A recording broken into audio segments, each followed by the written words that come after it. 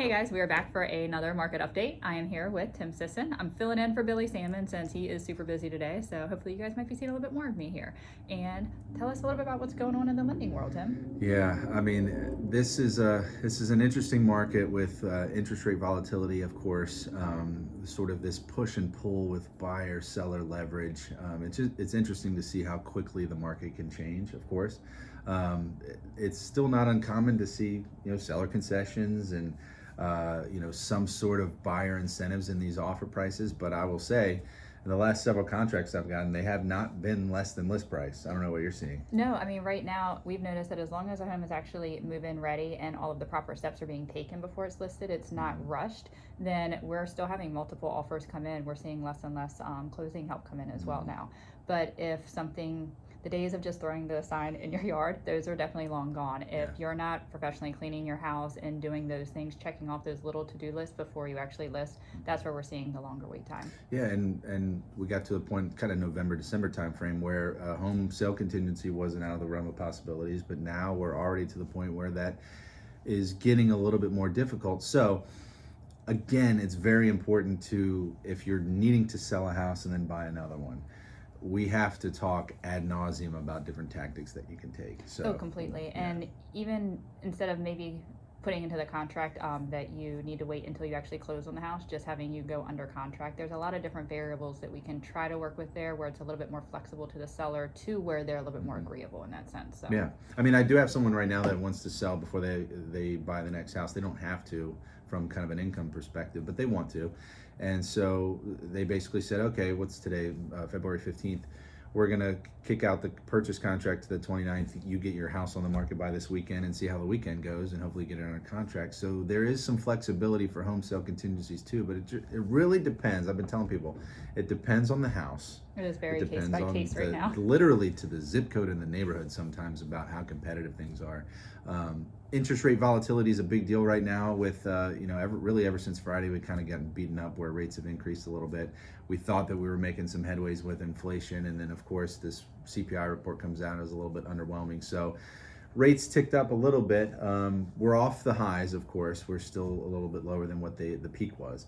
But we think, generally speaking, until really the end of this year, especially come May timeframe, rates are going to be in a general descending direction, and they're going to start going down. So do you think that maybe we could see anything like where we're actually seeing 5 point something instead of the 6 number? Well, we did see that actually very in the briefly last few weeks, and with the buy down you can get there, but I think that is very realistic to get into the fives, and it's not out of the realm of possibilities to get into the high fours later on in this year. Of course, we're hopeful, and I would never say that that's guaranteed to happen, but I think it's because of the inflation data that's going to happen really come May.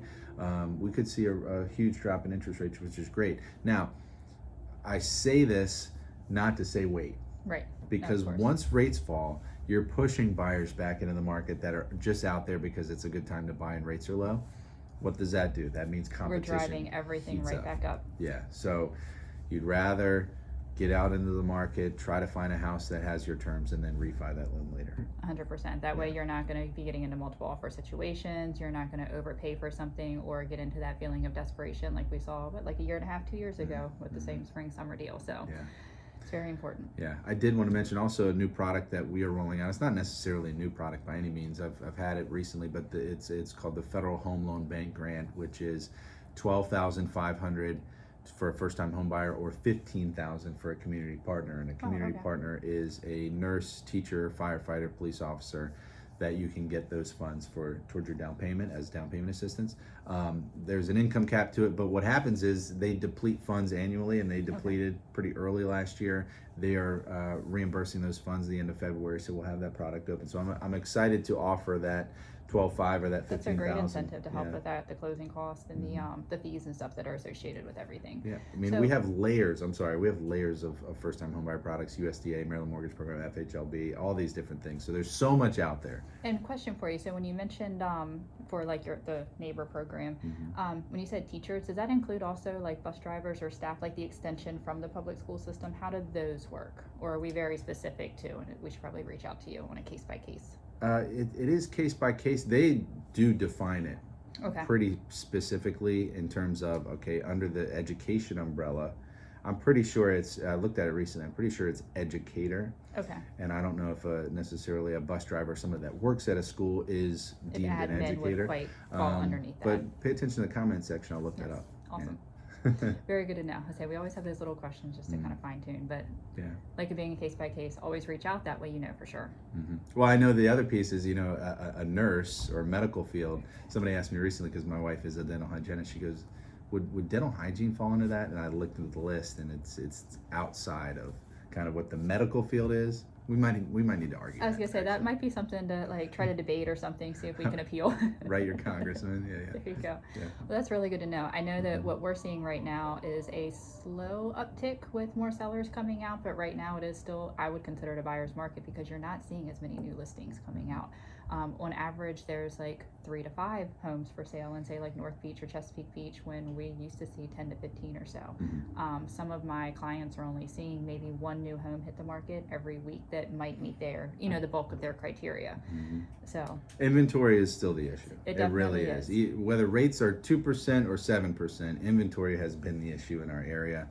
We definitely hit a stride a couple years ago that there was a good amount of inventory matched with the buyers, but then there's too many buyers chasing too few homes. But now, hopefully, with rates stabilizing, then we're going to have more people in a position to be able to sell because they're in a more favorable position to buy or use the equity that they have in their home to actually get the dream home or the next step that they're making too. That's a good point. So if you are somebody that bought in 2020, 2021, or you bought previous to that and you refied to a rate in the 2s or 3s, it's hard to reconcile selling that house and moving on to a rate in the 6s. So you have those people that are like, I really want to move, but man, I love this rate that I have.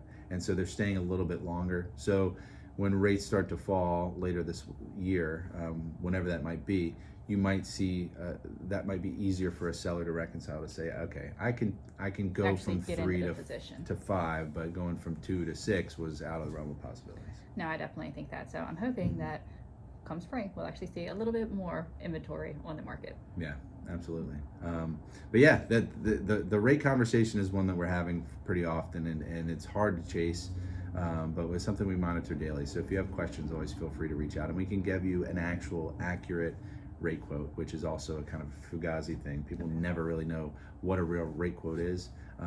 We're always willing to do that and give it with the proper data and fees associated and all that stuff. That's really good to know. Yeah. So actually take the time to reach out because you never know where you're gonna fall unless you do take the time to have those numbers run and figure out what your options are. Local lender, baby. So are you guys still doing like buy downs, or are people buying points? Like, are you seeing a lot of that right now too? Yeah, so some people, they don't really want to get into a purchase transaction already thinking about the second one, thinking about the refi later, and I get that. If you can just get it squared away now and be comfortable in that, then you do it. It's my professional opinion that most of those people will still end up refinancing just because the rates will get so much lower. And they'll still be able to. Okay. But I do know that builders, and specifically builders, are offering big incentives with paying for like 2-1 buy downs to try to get some traffic and try to get these houses sold in these neighborhoods. So I think there is a local builder around here that's offering like $30,000 in closing cost assistance plus the buy down cost. So yes, that is still out there. And are you seeing a lot of new construction? Because I know you're now working with new construction loans. Yeah, we have a construction of perm. We actually have a 1-time and a 2-time close. Luckily at First Home Mortgage, we have a lot of great relationships with builders around here. Calvert, not so much. I mean, we've talked about this on previous videos that we're tapped out, but the St. Mary's and Charles counties and Anne Arundel counties, we have good relationships with builders within my company. Some are preferred with other loan officers, but yeah, we're doing a lot of new builds right now, just kind of under the umbrella of First Home. Yeah. Okay, very good. And we are starting to see more land opportunities coming up for sale as well. So if you are particularly interested in building, there's a lot of information that goes along with that, but we can always set you up to get some free information about that, some little pamphlets and infographics. So yeah, the new build process is even more particular, and that would almost require its own video. Yeah. Because from a lending perspective and from the buyer's perspective, there's so much that's different than doing a resale. that would be a whole nother video. I'm building a house now, so we're going through that. But like you said, that is a whole nother ballgame, and a lot of information that's needed. But it definitely can be done when you're working with the right lender, and they're able to explain to you the entire process when it comes to your draws and when it comes to the points that you need, because you do have different timelines, different dates that you need to meet as you're getting through that pre-approval process. And it's very important that you have somebody that can explain everything that's going on, so you're not missing deadlines and paying more money than you need to. Tori decided that it would be good professionally to go through this process so that she can better serve you in the future. So we all thank Tori for doing that. And we're going to really try to make every mistake possible, so that way we can tell you how to go about it, because right now we're on the roll. That's great. Yes. So I think that's a pretty good market update for what we have right now. Great stuff, Tori. I like the first one. You did a great job. Thank you. So we've noticed Billy, inventory you're is low. fired. Yeah, no more Billy. Sorry. We've covered everything. And hey, Lunch and Learn. They're the Live and Learn. Make Live sure Lunch and Learn, March turn 3rd. into those. Yes. First Friday of every month. Take care, guys. Yeah. See ya.